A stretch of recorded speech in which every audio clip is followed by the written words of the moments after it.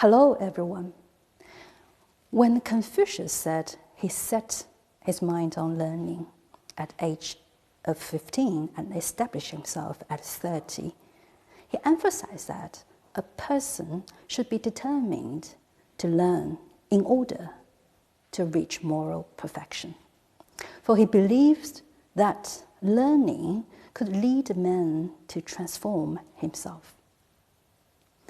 So this is exactly the foundation of self-cultivation, which is by no means an easy job. So he believed that the men were very close to each other by nature and were set far apart by their own experiences of life. So thus, setting one's mind on learning make one stand out. So in this episode, we're going to focus on the Confucius view on learning. So when asked about learning, the majority of people would argue that it is no more than the accumulation of knowledge or the skills, which indeed constitutes the modern education system. According to Plato, there are two levels of education: professional training and character training. The professional training is not sufficient to fulfill one's spiritual prosperity.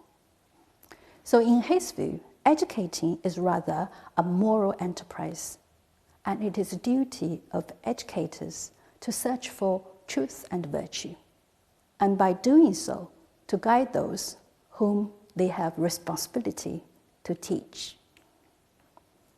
So this exactly resonates with Confucius' interpretation of learning. So the golden rule of Confucian teaching highlights that sincerity is a spring of self-cultivation and ultimate morality, and only through learning can one attain the full feeling of achievement.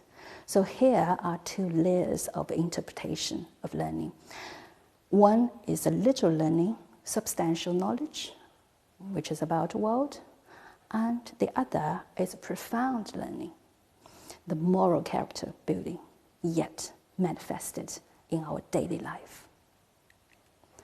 So these two, however, in no separation, should be united as an innate force to guide a person's self-realization.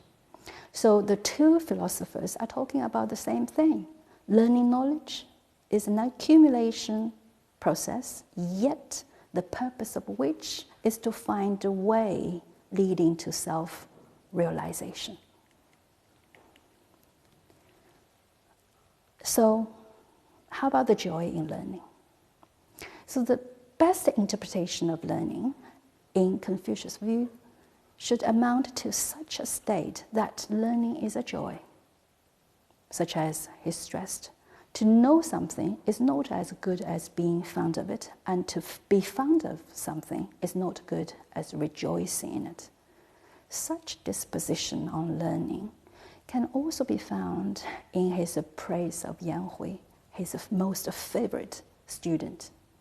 He endures the impoverished life when he lived in a poor neighborhood. And with only a basket of rice and a good of water, yet he still enjoys the learning and is not affected by the unfavorable environment. So he repeatedly said, even with a coarse meal and plain water, I can find joy. And I study so hard that I almost forget about eating, but I can still find joy in it. So apparently, if a man can see learning as a joyful experience, more important than luxury in material prosperity, then he will find the true meaning of learning itself. However, To love learning is not enough unless one reviews and applies constantly what he has learned. So learning is as much part of our body as breathing. Confucius himself never gave up learning halfway. And he took learning as a lifetime experience through which he actualized himself. The master said, "If I could be given a few more years, I would study the Book of Changes in my 50s, and then I might come to be without great faults."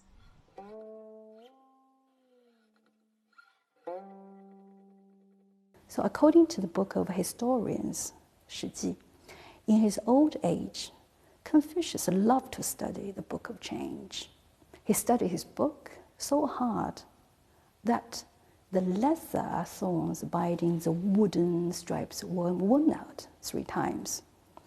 So give me a few more years, he said, and then I shall become quite proficient.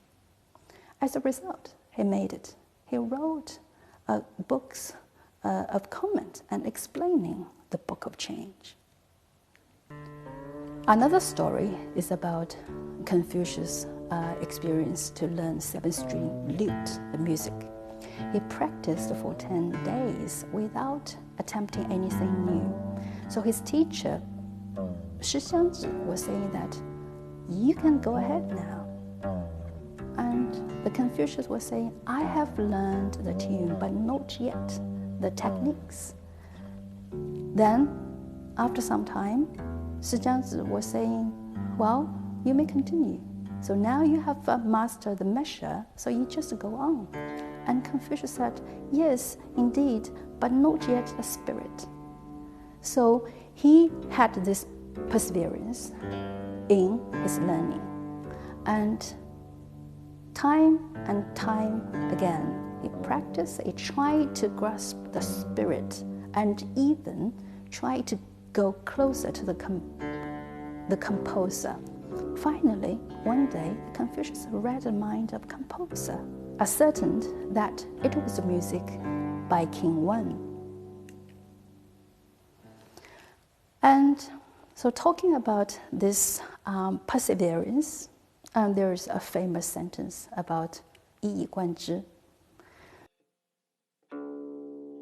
The master said, "Ci, do you think I'm the kind of man who learns widely and remembers things well?" Ci replied, "Yes, isn't it so?" "No," answered the master. "I just link them up all together by one single principle, that is the way, which is exactly the essence of learning."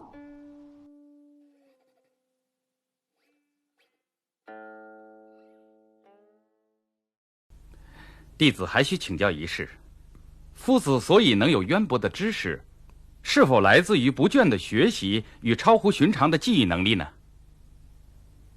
这仅仅是一个原因，但并不是最重要的。要想学有所成，应该有一个根本目标贯穿始终。So finding joy in learning and have perseverance in it, which will lead to one's self-actualization. Then, what is the earnest learner in Confucius' view?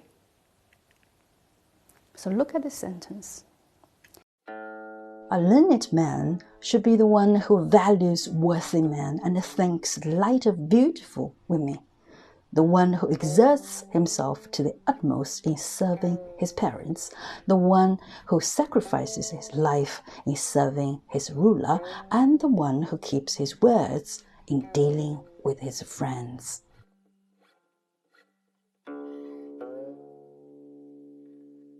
So how about you? And then the Confucius talk a lot about antiquity. It seems like that he see antiquity as a legacy. There are several sentences in the Analects. So he mentioned this word antiquity. We may understand it as a humble attitude of the master. However, if we see it as a part of a cultural legacy, it is not only the inheritance of the knowledge left by ancestors, but rather the spirit passing down from generation to generation. So this constitutes the continuing spirit of Chinese culture as a whole. So look at these several sentences. The master said, when Junzi eats, he avoids eating his fill. When he dwells in a place, he avoids seeking comfort. He is quick in action but cautious in his speech. He goes close to those who possess way so as to rectify himself. Such a man can be regarded as an earnest learner.